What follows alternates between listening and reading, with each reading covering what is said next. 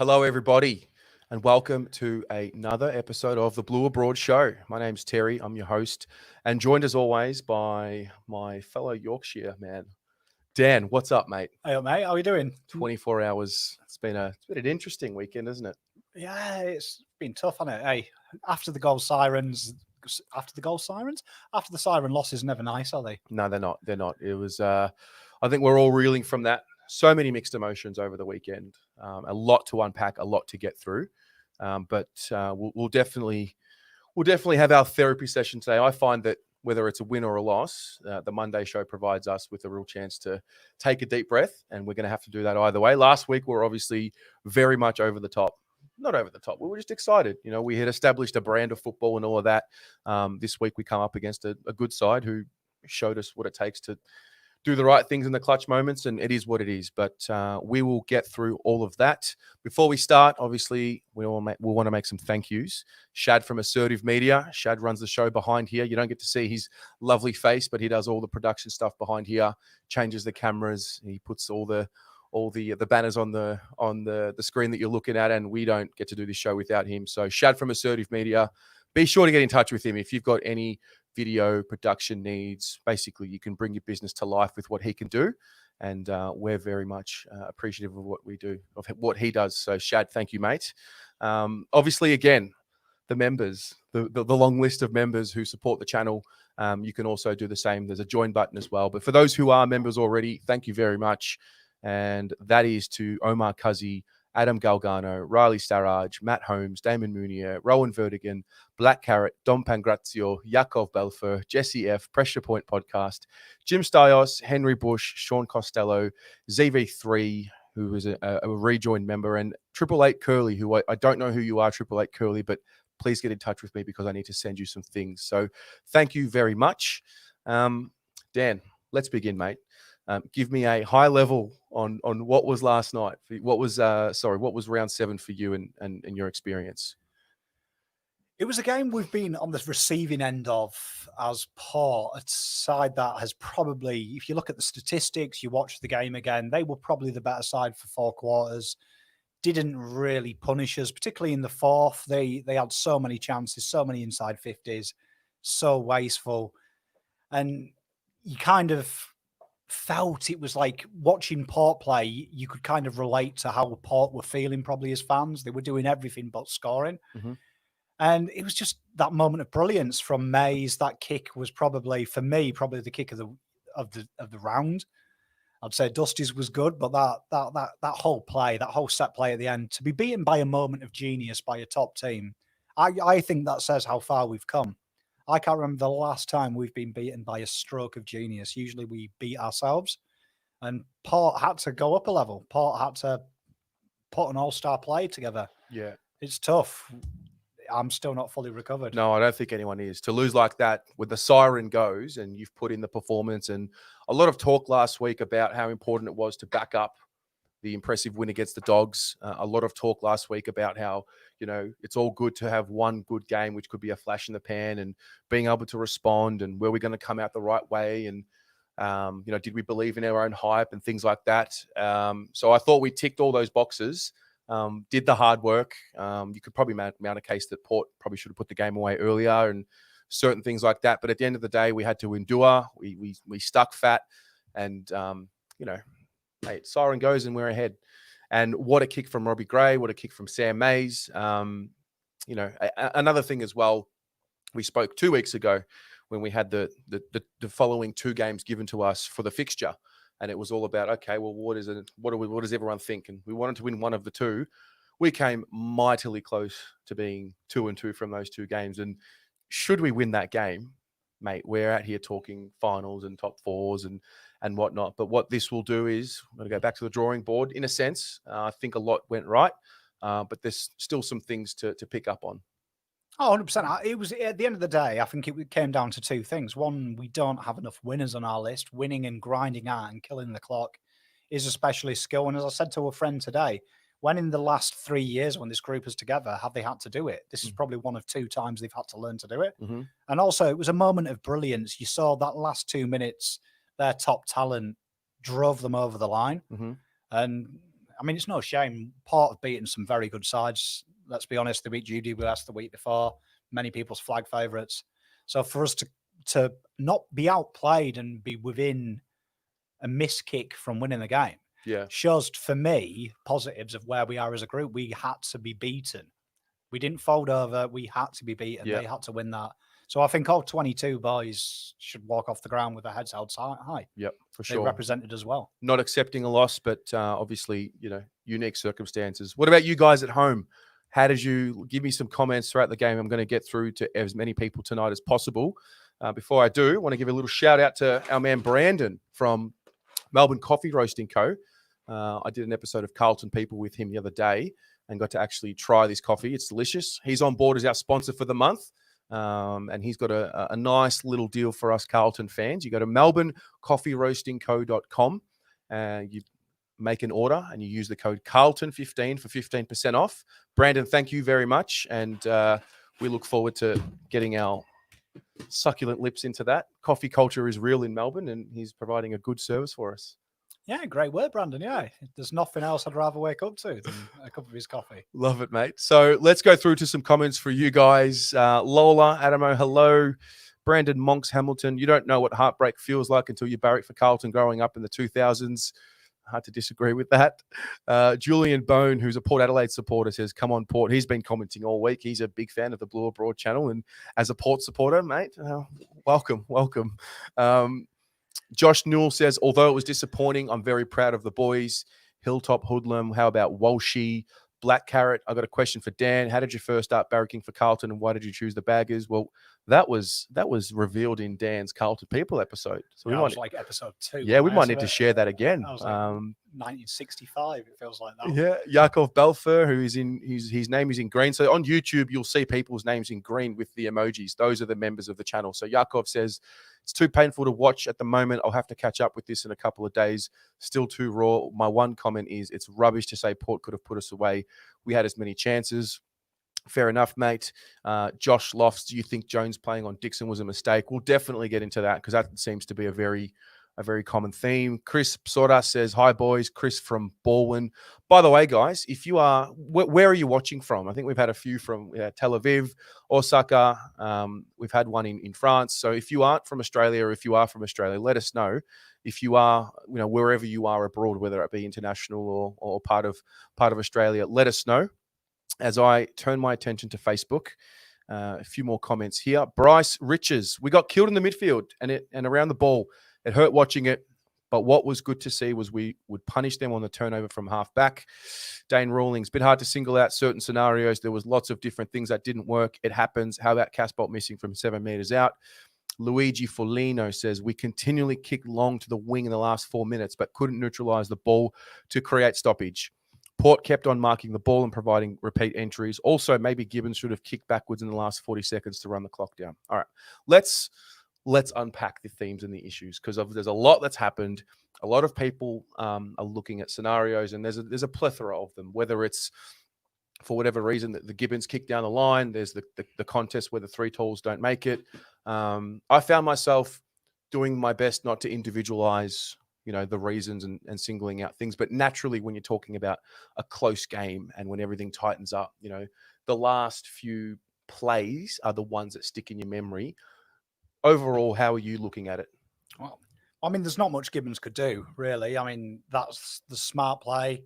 Boot it long. When you kick into Pitternet, Casbolt and McKay on a 3-on-2, you would say that one of them would spoil it. All they had to do was bring that to ground and kill the game off. Mm-hmm. I mean, it happens. I mean, to kick backwards, I understand that point, but if you look behind him, there was no movement. And the old saying, you don't kick across your goal face in soccer applies for AFL as well at the death. That is laden with danger. If you kick backwards and you turn it over, the mark's not taken, you've put it right in the onion bag for the opposition. So smart play is down the line, get it as far away from the goals as possible. Yeah, I mean, I trust Gibbons personally, a guy who's played a lot of football, senior football, obviously at the VFL level. He's won 2 JJ listed medals.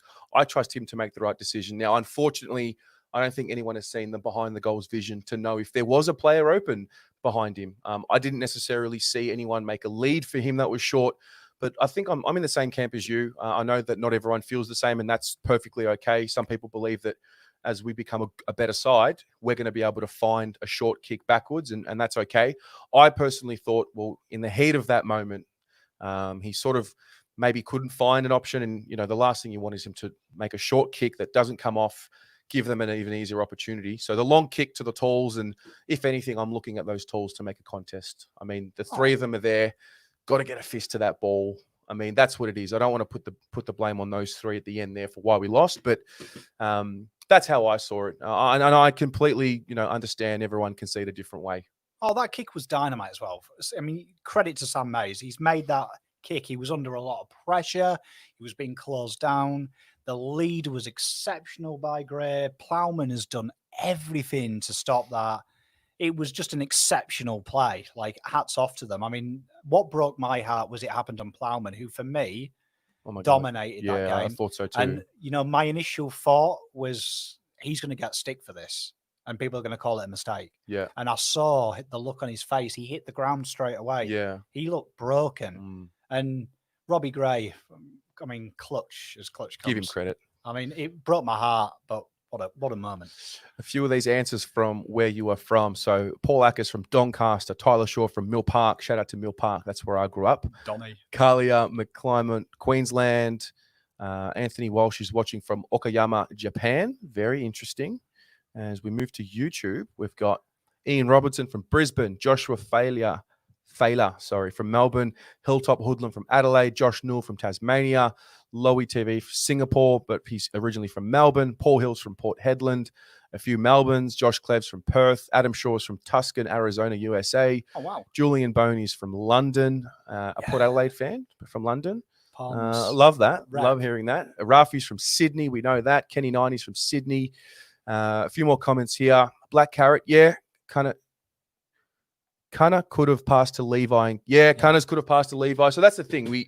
There's the Levi miss, right? There's the Murphy miss. There's the Jack Martin miss. There's the David Cunningham could have hit McGovern. It was a 15-meter kick. He was open. There's a lot of these little moments, and I'm all for like blaming the team. It was the team loss, and literally, guys, like the vibe in this show is so different. Should Robbie Gray miss that kick? Oh, I mean, we're so close. You can't look at if onlys. If only me nana had wheels, she'd be a bike. You can't look at that. I mean, you could also argue Charlie Dixon was getting inside 50s at World Max inside 50. If he wasn't kicking like Christopher Reeve, he would have had 7 goals and Carlton were 40 down. Do you know what I mean? So, I mean, you can't look at it that way. I mean, there's so many if onlys in football. Yep. At the end of the day, it was just, for me, the last 30 seconds, the play was so sweet. We got beat. Yeah, we actually got beat for once. Yeah. Let's be happy we got beat. Yeah. Not we didn't implode. They had to play A-grade football. Yeah. And hats off to them. Like, Fair just enough. not good enough yet.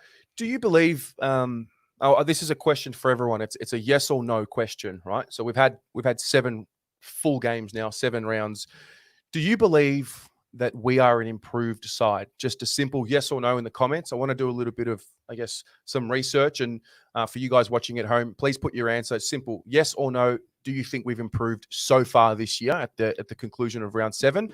And then it'll be interesting for everyone at home to see what everyone else thinks. What do you think? Oh, by the end of October, we'll be in the 8.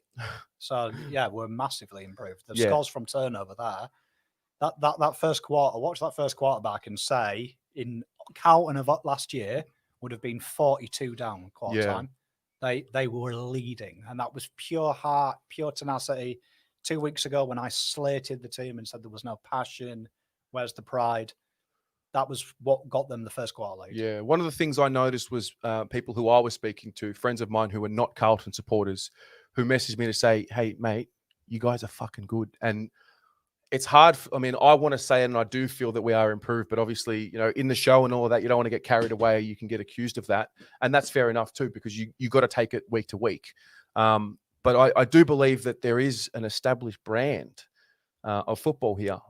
If teams turn the ball over, our ability, as we saw in that first quarter, to move the ball forward after a turnover was that? That was so exciting to watch. The second goal, it was 6 kicks from turnover to goal, which is elite.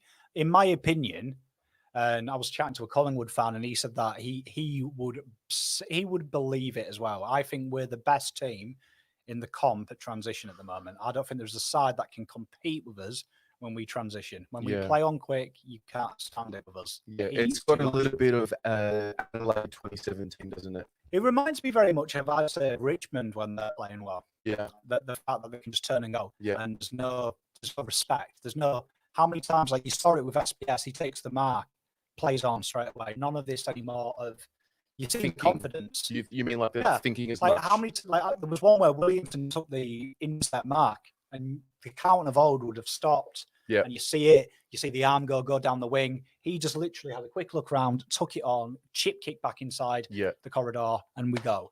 And for me, you could see Port couldn't handle it. Yeah. Port were playing great football in the first quarter. They had to really close it up in the second quarter, and it became a real arm wrestle, I thought, because in the first quarter, it seemed like, for me anyway, and again, this is always open for you guys to add comment. It seemed like they were playing the territory game, just getting the ball forward as quickly as they possibly could. And that played into our hands, because as soon as that ball came to ground, and if we did get the ball, we were out. Oh, Hinkley plays a real high press. It's a very high pressure game. We covered it in Analytics Corner. It was very, like I said, Western Bulldogs are kind of an Audi version of what Port play. Very high press, very high defensive line, put pressure on you. And we handled it well. We soaked it up and we looked to hit them on the overlap, and we did it time and time again. Like that first quarter, I was actually begging them to win the centre clearance, because every time they bombed it in, it was our score launch time. So for me, it was an assured performance by the boys. It was against all odds. They don't let you play your brand of football. So we adapted well. We adapted to knowing we were probably going to have 30% possession and utilising it. And I thought the boys did tremendously well. Yeah, against a good side. Where they are. Alistair R. Medell, hey, boys, watching from across the Mediterranean from Gdynia, North Cyprus, and absolutely loving Blue Abroad. Thank you. Good on you, mate. Don Carlos, greetings from Madrid. Love Don. Love a bit of Don. Love that. So, look, we want to look at it on both ways. So we're happy with ball movement. We're happy with the competitive effort. I think we put in a 4-quarter effort. What needs to be worked on? I mean, obviously the composure late, but what else did you see that there is definite room for improvement that needs to be brought next week? I'll start with you, and you guys at home, let us know what needs to improve, what didn't work. I think the fans would agree with me. The last 10 minutes of the fourth quarter was pretty much all Port. And I got the feeling that we kind of took our foot off the gas. We kind of went into game time management a bit too early. I felt that. I do admire as well Teague's faith in Jones. I know he's always talked about changing. He talked about it in the press conference. He has faith. Like Wheater in round one was getting battered by Lynch. He adjusted, stuck the faith in round one. Yeah. Kept him goalless, mate. No, but he was struggling. You could see he was getting knocked off the ball. He was struggling. Like Jones as well on Rewalt had a bit of an issue as well. He backs his boys in to adjust. Yeah. Where to me, I felt like maybe we shouldn't have given him all 4 quarters. I felt it was only a matter of time before Dixon found the goal. Yeah. And we were very lucky, I think. I think Carlton fans have got to be honest.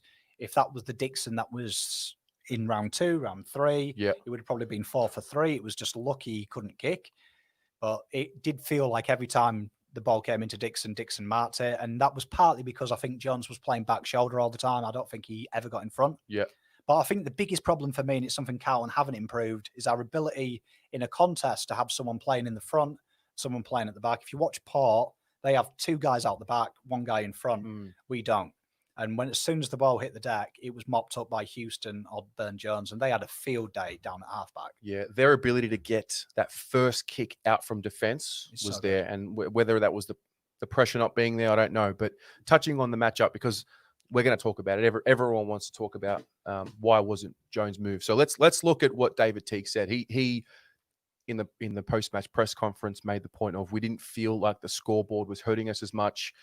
He felt like that they got Wiedering going, and we spoke about it a few weeks ago in that. Now Wiedering, I think the natural instinct was you got to put Wieders on him, but Wiedering was having this offensive impact and this offensive game, which reminded me of the way he was playing when he was drafted. He was a centre-half back intercept player, and then also there was this kicking of his. And you could argue that because the scoreboard wasn't ticking over too much in Port's favour, we were still generating attack through Wiedering. I mean, look, end of the day, 7 days ago, we all said, why didn't he drop a tall forward? And he came out in the press conference and said, no, I'm going to back them in. This is how we want to play. He does it again this week. It's tough because we watched that game. Clearly, Dixon was just dominant. Jones battled willingly, and he did all he could. But whether it was Wiedering to go onto Dixon, whether it was Levi to go onto Dixon, I don't know. From a fan's point of view, I can sense that a lot of people wanted the change, but we're like I always say, we're at the mercy of the coaches. They live and die by the sword. It didn't go our way this today, but Liam Jones gets confidence knowing his coach backs him in. Oh, it's a tough one. It's a tough one. Oh, for me, I think Casbolt would have been my choice personally. I thought Casbolt was rather ineffective up forward. He wasn't getting into the game like he usually does in the last couple of weeks. Mm-hmm. And for some reason, when you move him down back, Casbolt seems to get his hands on the pill. He's very strong. For me, Dixon's the worst best forward in the comp. He's got absolute no ability at anything else other than the fact you'd want him in a fight. He's a big bloke. Yeah, he's having a good year. He's not particularly skillful at all. He's having a good year. Casbolt would match him strength-wise. I'd back my boy Kazi in for that. Yeah, you're right. I couldn't see him throwing Casbolt around. Oh, Casbolt is a little munchkin, isn't he? He'll square up to people, and I respect that. But, I mean, for me, the tall forwards thing, I think the only difference between this week and Doggies was our ability to mark. Against the Doggies, we marked everything.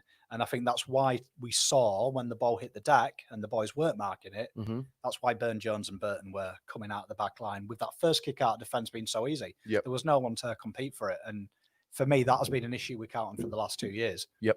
But that's me just being picky. Yeah, fair enough. Let's get through to some of the comments. So this is going back to what didn't work. So there's quite a few here. Jesse F. The most frustrating thing for me was getting caught out with no players at the ground in marking contests on multiple occasions. A few occasions where we spoiled our own player. Yeah. Carl Kruger believes the umpiring was ... Kenny 9, if the ball is coming in that quick, it's the midfield pressure. Mm-hmm. Sonia Perichon says our forward 50 entry needs improvement. We need to nail our kicks. Black Carrot, Dixon is seriously good, though. He is a behemoth, titan, colossal beast. He is seriously hard to handle. Hilltop hoodlum. Our backs were playing behind for most of the game, similar to what you said, Dan. Same as our forwards, kept turning the ball over on entries. Adam Gould, there is more talk of Gibbs coming back to Carlton and Crows paying half his salary. We'll get to that, I guess. Black Carrot, also, communication was bad. We had a few players not talk and spoil each other's marks. Mm-hmm. Julian Bone, Cunners needs to handball to Levi or kick the goal. Josh Newell, we can put Eddie on Brown this week and he'll still kick 0. Wowdy says Teague needed to make some moves. Levi Jones, SPS on ball. As I move to Facebook, we've got a few more things coming up here. Bryce Riches, we need bigger crowds. Blues have such a massive fan base. Imagine the Blues chanting around the ground in the last few minutes. Could have lifted a few of the boys who were exhausted. I don't know.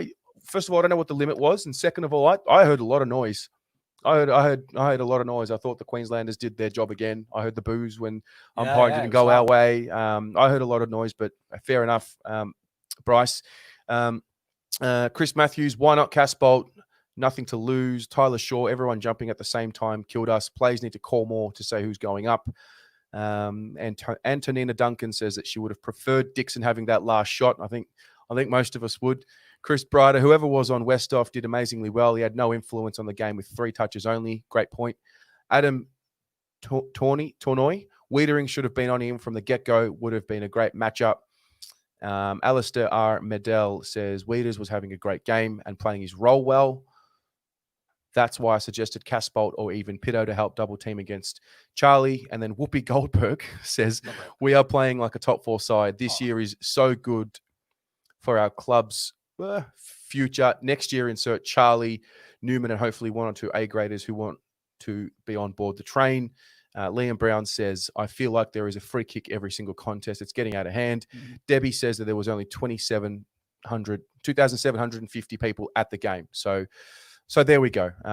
It is what it is. You know, what's worked. We like what we saw. What hasn't worked, maybe some communication things. But are these things that didn't work? Are these things the hallmarks of a side that is yet to exactly find themselves? I think so. We've got to remember we're still not there yet. I mean, we want to be there. We're improving. I don't think we're there yet week to week. We've won 2 really close games. We've lost 2 really close games. So it's kind of evened itself out, and we move forward. I think we've got the cake, we've got the icing, we've got the cherry. We just now need them little cute little sprinkle things, the hundred and thousands. Yeah. I think it's The that. edible silver balls that you could, Oh, yeah. The marzipan balls. Yeah. But no, genuinely, I genuinely believe I'm sat here now and I'm not usually as heartbroken as I am or angry because I saw everything I expect from a top 8 side. I genuinely believe that game is going to see us in the 8. Yep. And I will win a final on the back of this game. And hopefully we can look at that performance and learn what we need to learn. Like, I will do this show next week in my underpants if we lose to the Roos. You just got yourself clipped. I guarantee we will smash the Roos. They're named after the crappiest character in Winnie the Pooh. So we will smash them. Oh boy, there it is. Let's before we move on, we want to thank Sammy G Design, who does these beautiful pieces here. And she's giving us a nice discount there. SammyGDesign.com. And you get 10% off for using the code Blue Abroad. So thank you very much, Sammy G. And another update on the weekend. Remember how we were giving away the free Guernsey? Oh, yeah. Nobody guessed the margin again. There were quite a few people who picked Carlton by 3. Nobody picked Port by 3. Unfortunately, that's the way it goes. So we jackpot. We're going to go again. Guys, I want to give you a free Carlton Guernsey. I'm trying. I just need someone to pick the margin and the winner. So that is what it is. We'll keep going until someone gets it. And again, thanks to the members of the channel who help fund things like those competitions. And that's a big credit to you guys to being able for the channel to be able to give back. So that is very much appreciated. Let's go through one notable each. So someone that's not in your 3, 2, and your 1. Dan, give me your notable player of the game. I'm going with probably the best biceps in AFL 2020 this year. Okay. Jackie Noons. Jack Noons? Okay. Talk to me. What is it about Jack Noons? Well, you see, Jack Noons, I covered it a bit earlier this week. I don't think there's anyone who can play his role at Carlton. For me, when you look at him, he peels off. He was the spare man in defence that helped us get the turnover in the first quarter. He took his goal well. He's big-bodied. He's not flashy, but if you take him out, Fisher can't do his job. O'Brien's not that strong defensively. I think as a role player, and this is my Pom's bold prediction, I think in the AFL trade period, we will be looking at upgrading a Noons type. And if I was a betting man, I'd say someone like Zach Williams, who has said that he wants to play in the midfield and play down halfback. I reckon that's who will be replaced. Because you look at his role, and I don't care what anyone says, okay, he's not exciting. He's not a 30-touch player. Yeah. He is so steady, so reliable. Just does his job and grinds. And I think Teague loves that added assurance that he can peel him back, which allows Doc to go a little bit more advanced. It allows SPS to roam. On that, I didn't see SPS roaming and Doc doing those things. You know, that's why I think it's difficult for me to... Now, I agree with you. Noons has to be doing something that is just not flashy for us. I thought he had a pretty good game on the weekend. The goal just capped off his role. But are we getting the work that the work that Noons is doing that you spoke about, where he's peeling back to allow guys like SPS and Doc to flourish? We probably didn't get that from those two, particularly SPS in the first half. 100%. Just on a side note, sorry, I didn't mean to take away from that. But... No, 100%. It doesn't work. But you also look defensively when there's an inside 50 into our defensive 50. When Noons is peeled back, it allows Doc to come off his man and look to try and intercept it and ping it in the air, which Doc did about 2 or 3 times. I think SPS, he didn't really get chance to influence the game because they were so clean with their 3 goals. There was no chance of getting in near it. Their kicking is so clean.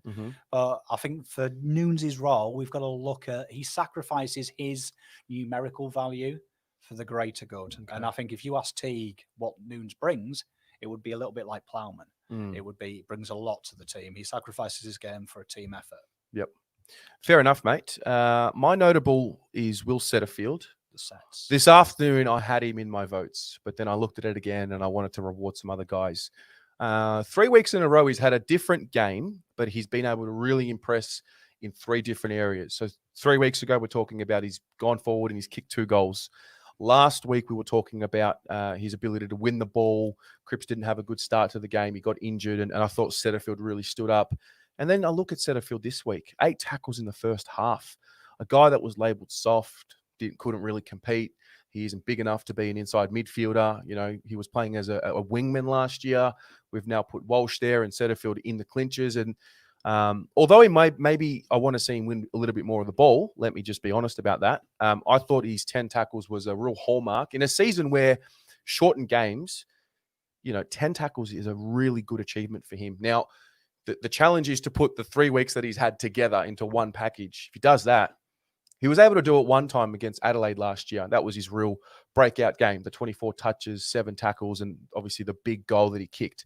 But this kid just seems to be showing something week to week. Now, whether it's a role change week to week that Teague's giving him, I was just very impressed, and I'm happy with his development. He's not a star yet. He's not, a gun just yet. But I'm looking at him. Can I see something week to week? And for the last 3 games, I've seen something else week to week that just makes me think he's on the right track. 100%. He reminds me, you can see why he was a future number 1 pick, why he was heavily touted. Yeah. I think we always talk about that help for Cripper, big body. I think he's starting to put his hand up and say, we don't need to waste a draft pick finding someone. I'm it. I mean, 10 tackles, phenomenal effort. Great effort. We're talking about a player stepping up and having cojones. Well, he's got them in abundance. They were big tackles, big boy tackles. Yep, we love that.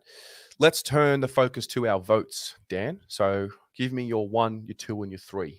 Okay. Do you want to go 3 down to 1 or 1 up to 3? 1 up to 3. Okay. 1 vote, Harrison McKay. Yep. He was phenomenal. I think my favourite moment of Harry wasn't any of his goals. It was the presence of mind to do the little basketball bounce inside the goal square. Yep. It shows a bit of footy IQ, but his goal on the run was elite. It's why people talk about him in the terms of Buddy Franklin. That was very Buddy Franklin-esque, coming from the wing, having the audacity to take a bounce and then hit banana when you're in front of goal. That's the word, audacity. I love audacity. That goal was the one that he missed last year against the Doggies. That gets you excited. That is not many guys that with that height can do that. Well, he's kicking goals. He's found his goal kicking boots. So for me, Harry, you probably deserve more votes, but I've got to look after my own. But Harry, you get 1 vote. Well done, mate. Before I move on, Black Carrot's made a $2 donation and says, cheers, thanks, Black Carrot. He says, Setterfield is a new age Houlihan Armfield hybrid. Ooh, I like it, mate. Wow. Who was your 2 votes? By the way, guys, while Dan does his and I do mine, put your votes in the comments below so I can get through them as well. Who was your 2 votes? 2 votes. This guy is 1 20-touch, 2-goal game away from me divorcing my wife and devoting my life to him, and that is Jack Martin. Is there any better male in the Southern Equator? Probably not. He's okay, isn't he? He's better than okay. Yeah. I'm thinking about getting 999 people together and starting a religion. He is phenomenal, honestly. Tell you what, he's clean, he's exciting. Not since I saw Chris Yarron run off halfback have I been excited about a Carlton player. Yeah. He's got everything. I just love him. His smile, he looks like he's enjoying the game. His little hip turns. Can find space in an elevator. If he played football in the snow, he would not leave footprints. Tell you, he's that good. Love it. Who are your 3? And 3 votes. My Brownlow pick for this year, Sam Walsh. Oh, wow. Giving me the 3 Brownlow votes this week. Yep. Cheers, Sam. I thought Sam was brilliant. Absolutely brilliant. We talked about it in Analytics Corner. Something that we're looking forward to, seeing Walsh up against Rosie, the battle of the young guns. Well, Walsh won this battle quite comprehensively this week. It was a good one. I actually I spoke about it on Twitter today. And only 2 weeks ago, Kane Corns made the following quotes. They got that pick wrong, and I think the Carlton fans probably need to admit that. He isn't going to be the damaging footballer that Carlton fans believe and have told me that he's going to be. And I put the little clip of that 2nd goal of his, and I also made a little point that, and it's true. I mean, there's a lot of these comparisons and these vindictive comments. What it does for us, it pisses us off, obviously, and that may or may not be Kane's intention. But what it does is, whenever Rosie plays well, we don't want to watch him. I love Connor Rosie. I love watching him play. I love watching them all play. I love good footballers. And my point was, they're all going to go on to play 10, 15 or so years. And it's like we're trying to make the call now before they've played their 2nd full season of footy. Who's going to be the best? Like, why is it a race to be, why is it a race for someone to say, oh, I told you back in 2020, I knew it. Like, what is that? Why do we do that? Why does the industry do that? That was my point, because I love watching them both play. I'm very happy with Sam Walsh. Rosie's a good player. I'm sure Porter happy with him. So, the comparisons can sometimes go a little bit overboard. And I just thought Kane early in the season specifically, kicked Walshy when he was down after a loss. He's playing a new role. He's also in the leadership group, which is something none of those other draftees are in. So that was my point to Kane, and he extended the olive branch back and he said, good point, fair enough. So for now, we can shake hands with Kane and hopefully there's no more personal attacks. I froth Kane Corns. I think he's got a job to do. He's got to get you talking about football. I think sometimes us as an Australian culture take things way too seriously when we've got a national pandemic crisis. Yeah. And we're worried about something Kane Corns says about Sam Yeah. Walsh. In my opinion, I think Kane Corns knows they're both brilliant footballers. Yep. I think it's moronic to compare a midfielder with a half forward. Yep. Of course, I watched Kane Corns the other night where he says, Sam Walsh doesn't impact the scoreboard. It's hard to when you're playing on the ball for one of the worst sides in the competition like it was last year. Yeah. And Rosie's playing at half forward. I'd imagine, Rosie is going to kick more goals. But for me, you've hit it on the head. We are incredibly honoured for the next decade. We're going to see Rosie go up against Walsh. Yeah. And it's along be with great. Raul, Anderson, we've got a plethora of talent that we're going to be privileged in 10 years to be on this show and be called the Mickey Mouse. That's great. My votes went as follows. I gave Lockie Plowman a vote. Oh, definitely, yeah. Because I didn't find that last moment to be a mistake of his. He was right there. It was a beautiful kick. The spoiling of his all day was phenomenal. The intercept mark, there was a particular spoil which he followed up and then made a kick inside 50. He was just everywhere. And if he wasn't spoiling, if he was marking those balls, we would look at him differently because it's flashy. But I thought he did his job on Robbie Gray for the majority of the day. And I just wanted to give him some praise there because he's obviously one that gets a lot of heat. And this week's not the week to give him heat for me. I gave Jacob Wiedering the 2. As I said before, the defensive effort was there. The marking was there. The spoiling was there. Some of the marks in the back of packs was unreal. And then he added the offensive flair, which I'm really enjoying. Now, I just hope there is a situation where Jones can keep playing on the full forward because I think I would rather Wiedering be a little bit more free and use his kicking skills than Jones. Personally, I think he's a better disposer of the football than Jones. And that would mean Jones has to take a bit of the brunt of the criticism. And it could be a little bit of, feeding him to the lamb, to the slaughterhouse in a sense. I back Jones to compete, but Wiedering for me was another layer to his game that I love to see. I don't want him to be just a lockdown defender because he can be so good offensively. So I gave him the 2 and mate, very much like you, I gave Walsh the 3.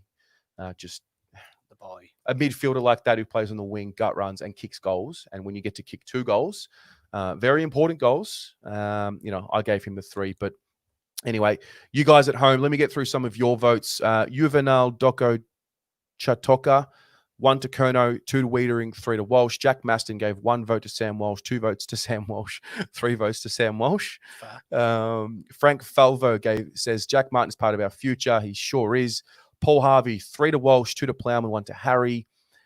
Peter V says 3 to Walsh, 2 to Harry, 1 to Kerno. Where are we? Richard Pagliaro. Geez, that one hurt, but proud of the boys. A year ago, after conceding the first 3 goals, we drop our head, responded well, must beat North, who we haven't beaten in a while. Where else are these votes? Let's go to Facebook.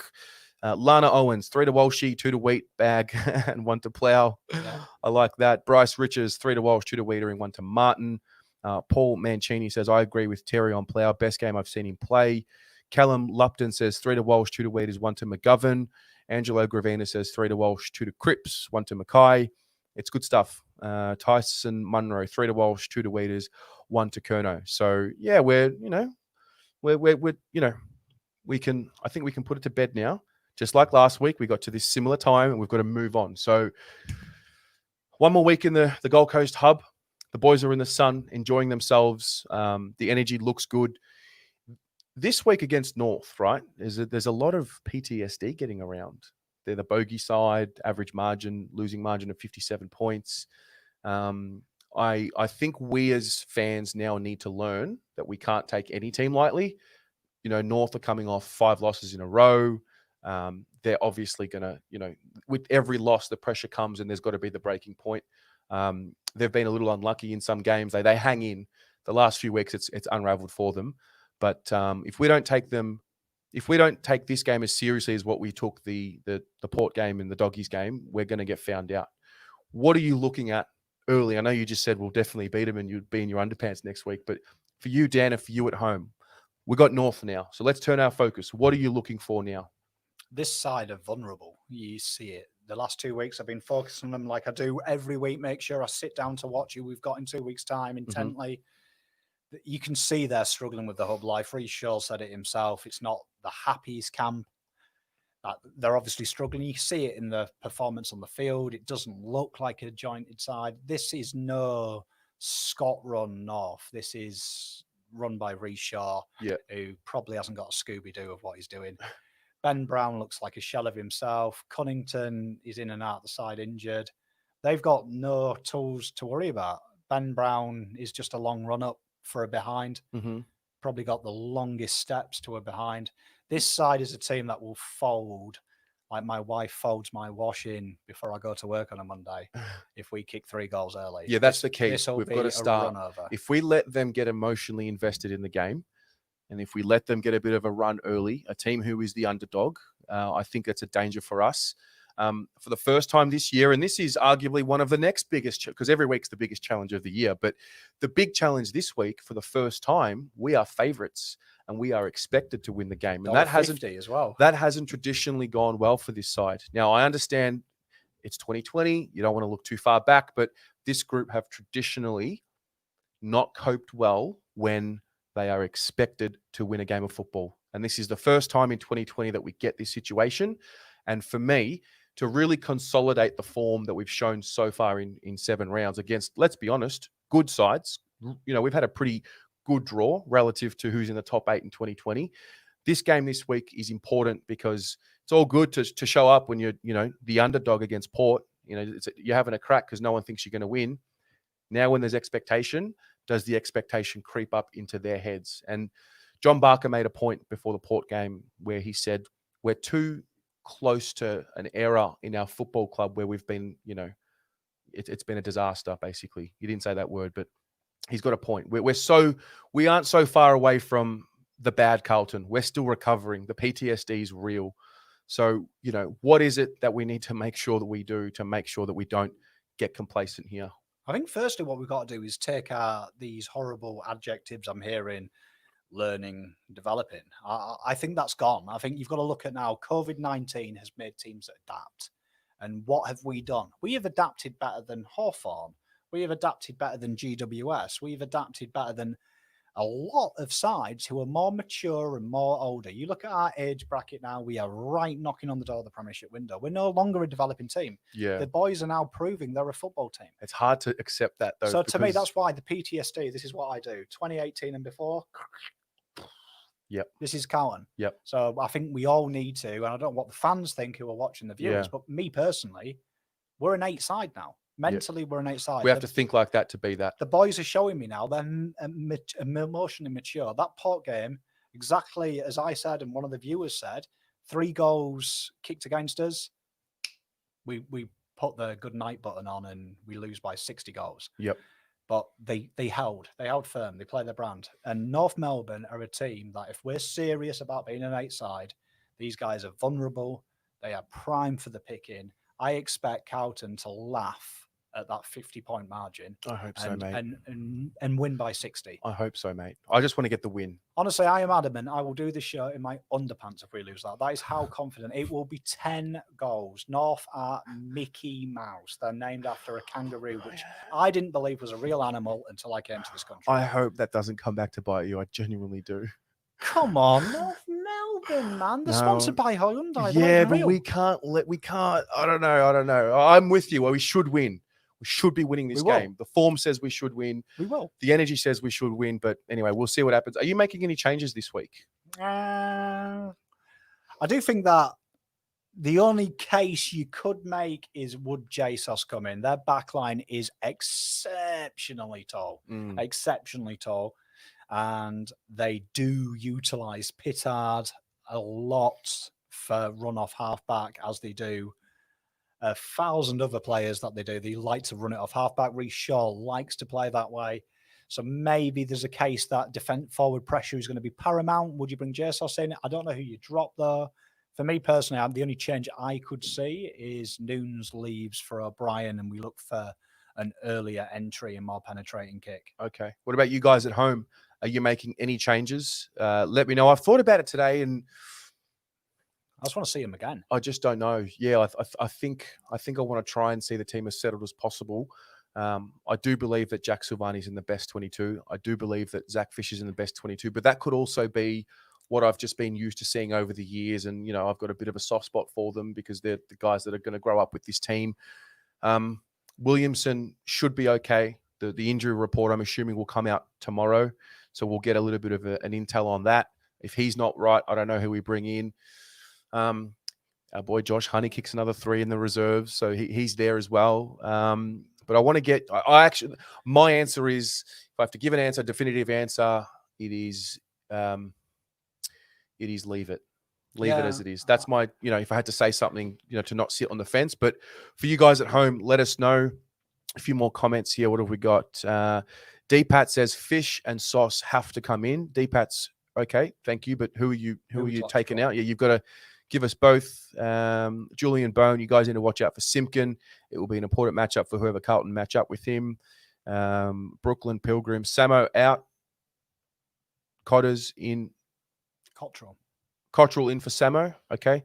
Cadtrick says drop Murphy for fuck's sake. Fair enough, mate. Wildy says Josh Honey has to get a game soon. April Cuba says unchanged. Josh Cleve says fish and sauce in for Williamson to be rested. And Dave Cunningham. We've got Ben Cavender that says rest Cripper. Thomas Bichelli says no need for change. Ben Cavender says fish. Chris Matthews says no change. Lana Owen says Murphy out for JSOS. Bryce Richards says Nunes for fish. Get the runoff half back. What have we got? Chris Dimitrievic. Sorry, Chris. He says Kennedy out. Chris, who you bringing in that case? Let us know. Angelo Gravina wants Honey to make his debut. Oh, yeah. We've got Sebastian Capusta, who says, I love Willow, but I feel like he's not 100%. Willow and Nunes out. JSOS and O'Brien in. Hayden Wall says he likes honey and fish. Alistair says definitely fish. It's time for the fish and Crip show. Kennedy out. Tyson Munro, Murphy out for Fisher. What have we got? So Ben Cavendish saying Crip's out, fish in. Okay. Bronco Lawn says no change. So it's an interesting one.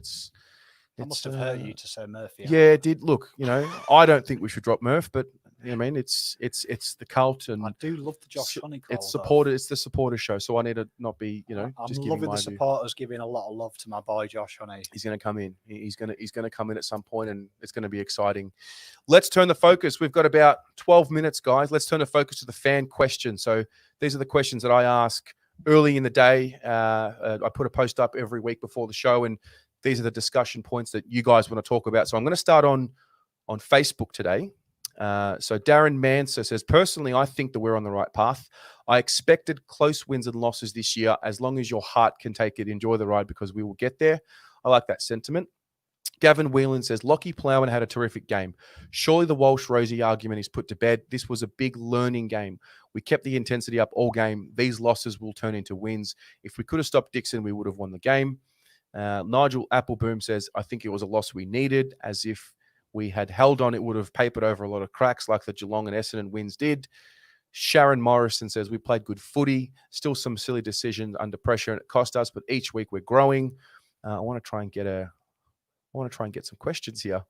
What have we got? Chris Brighter, is it time to bring Fisher back in? Even though we lost there, with plenty of positives to come out of the game. All right, Fisher's the agenda item.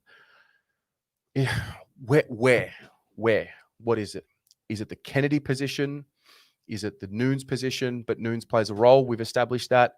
What is the rotating? What is the weakest link out of everyone there whose position is under a little bit of danger? It's a tough one. Yeah. It is, because there's no one really knocking the door down in the reses either. If you watch the report today, there was no one really that was boom, boom, boom. Yep. And I think we've got to create a bit of selection integrity. in the terms of that these boys have all got enough credits in the bank to go again. I think Kennedy had a beautiful game against the Doggies. Okay, he was a bit average in the second half, but his start was pretty good. So I don't think, for me, there is no one that the axe is looming over. I don't know what the fans think, but for me personally, I heard Cripper's name thrown in to be dropped. I don't think there's anyone that should have their head on the block yet. Yeah. I don't. I think I could hear the argument of Connors. He's very inconsistent, but I think that's his way. Yeah. Kennedy, it's only his second game back. You probably want to give Kennedy at Another least game. the third game. Yeah, Like, it was a good one last week. He got around the ball this week. He didn't use the ball well. Let's just be honest about it. Didn't use the ball well. So let's give him the third week to see if, week 2 was a trend or if week 1 is the Kennedy we're going to see. Cunners, I think he played a defensive role on Eastern Wood last week, so he sacrificed. This week, he, low possession tally, playing as that forward link. I can see that when we do that fast ball movement, he's a key to that. Yeah, he's a so, it's tough. It is. It's good. It is good because Jack Silvani and Zach Fisher are just in the twos there, just can't get a game. So it's... Well, I don't know what the fans think, but this time last year when you said, who do you drop? You probably had the list of 7 blokes. Yeah. Who do you bring in? The same list. It's great that we're having 8 names who we should drop and 3 or 4 blokes that were begging to come in. It's great for the club. Yep. Alistair Medal is asking, guys, how can we show our support? Do you guys have merchandise available? Well, yes, we do. We've got caps available. You can either... I can't feel that was a pig. Yeah. That was so sponsored by Blue Abroad. Got caps available here. You can just message me after the show and we can sort you out there. So, yeah, selection issues. Oscar Gordon asks, how did you rate both Plowman and Nunes' game? Both seem to be heavily scrutinized consistently, although I thought they had some good moments. Yeah, I think we've pretty much touched on them. They did their role, particularly Plowman, as I move to the Instagram Well, questions. you gave him a 9, didn't you? I gave him a 9. I would have said 10, Plowman. I thought he was impeccable. He was very good. I would like to ask what the fans' opinion is, though. How weird is it when Plowman's on someone dangerous, like Cameron, Walters and Gray, kills them? Yeah. But you put him on an average medium, and the average medium wins. It's weird that... Motlop hurt him last year when we played Port. It's just crazy how he does it. Yeah. So talented. Yeah. Absolutely. Instagram questions. Let's go. Helena Petru is asking, forwards jumping into each other. How do we stop it? Is that just a time thing? Is that just they need to play with each other, get some experience, know each other's leading patterns, know that when one's jumping and the ferocity that one is jumping at, the other one needs to get away? I think it's a time thing. What about you? Yeah, well, it's weird because against the Doggies, it felt like they were in patrolling zones and they stayed out of each other's way. But then there's the argument when things are going well, it's easy not to panic. And I wonder sometimes if it's exactly like the need to play together because they're just so hungry to get the ball. Yeah. And I felt towards the last quarter, it was like, I want to be that guy that steps up and wins this game for the club. Yeah. And I feel like that happens a lot. I think for me, that'll get better though as they play. You can start to see it's getting better. Yep. So 100%, I think just time will fix it. Okay. Daniel Martino, another SPS midfield question. Thoughts on chucking SPS in the midfield? Just doesn't get the ball enough. Yeah, I made the comment about, I thought that was the worst first half he'd played. I thought he got up and around the ball a little bit more in the second half, whether that was Teague's move or not. And then he has that beautiful kick on his left to Martin for goal. And I don't know. It's like I always say, yes, I personally would like to see Samo as a midfielder, but Teague's the coach. He knows a lot more than me. And, you've got to back him in. You guys at home, Samo, midfielder, defender, put it in the comments. Are you happy for us to persist with him in this halfback role? And do you think we just got to tough it out and make him learn? Or does he need to be a midfielder? Let us know what you think. What do you think? I think it's kind of an apprenticeship type thing, like, Gibbs had. Yeah. Halfback. Yeah. And I think he will do. I mean, for me, the only logical way is you swap him and Nunes. And Nunes is an accomplished halfback. He did it for St Kilda, and you put him on the wing. I'd like to see him there, definitely, though. I like his nous. Yep, fair enough. Kira Jade is asking, do you think this loss will affect our confidence, or will they walk away proud of the fight? I think that's a great question because the coaches always talk about, gee, this group is resilient. And let's be honest, of the couple of disappointing losses we've had this year, so the Melbourne loss, disappointing.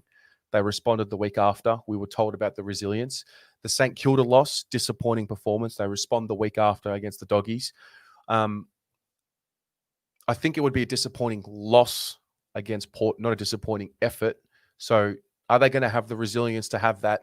It was an excruciatingly painful way to lose a game. Is that going to suck the life out of them, or are they going to be resilient enough to back it up this week and put North away early? Time will tell, but I think it's a really good question from Kira. I back in the good vibes that I sense from the hub that we've had so far. The sun's out, they're with each other. We are getting to week 3. So do the cracks start appearing? Do they start bickering? It's a good question. I think everyone's going through it. When I hear this argument on the hub, everyone apart from Brisbane, Gold Coast, and the Perth sides, they're away from home. So I don't think we can have it as an excuse. Everyone will be missing home. Everyone will miss their life. Of course. So I don't think it's a factor you can't do. Yeah. But I do think that they'll back it up against Melbourne, like you say. They were horrible. They adjusted their first quarter. Against St Kilda, they were disappointing. They came back and destroyed the Doggies. Mm-hmm. So this is another learn for them to win tight games, to win the games that they probably don't dominate in. Mm-hmm. So I if I were the North Melbourne, it'd be itchy bum time if I was a North Melbourne fan, because I think Carlton are going to come out firing, the boys will. Okay. Footy A to Z, which is a fantastic YouTube channel. Love the guys there. Make sure you check them out. They run like a TIFO football style channel, but for AFL, it's phenomenal. They're asking, they're Richmond boys. Despite the result, does this game prove the Blues might just be the real deal? I'm gonna wait before I declare, because I want to see more. I think we're improved, but I don't know if we're the real deal just yet. Oh, A to Z boys, mate. The sea is blue, baby. No more yellow and black. Oh gosh, here we go. Thomas Beccelli, what are we missing to take the next step? What is the key ingredient? Is it a player? What is it? What is the next level for this group? He's about this big, mm-hmm. and he got picked up by Patrick Cripps. Yep. He's got shaved head. He plays for Sydney. Mr. Papley.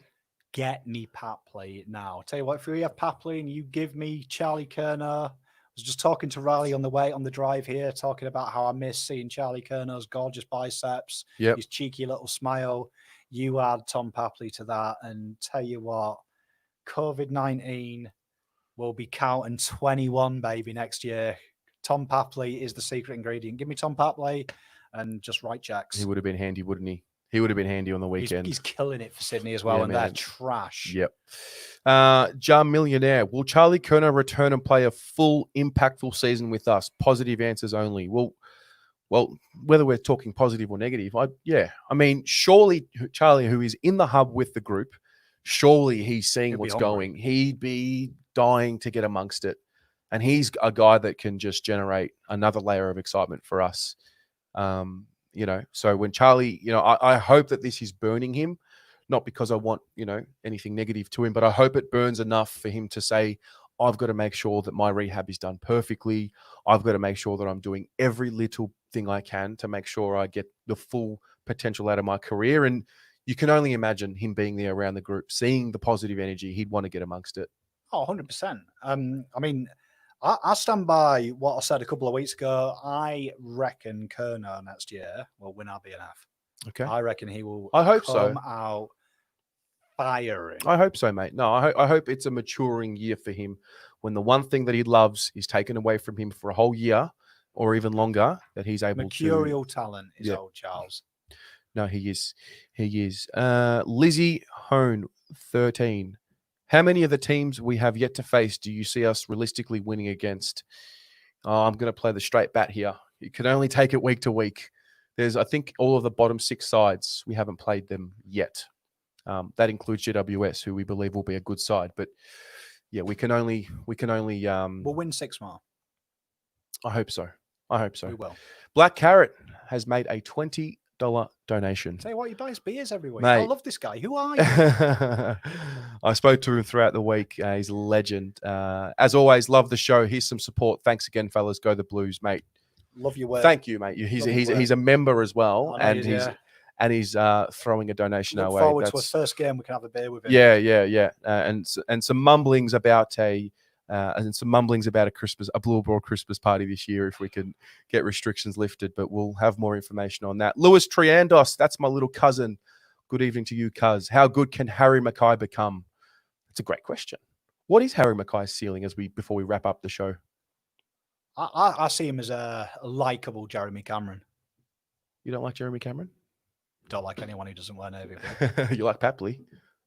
When he comes to Carlton. Do you like Coggy? Fuck Coggy.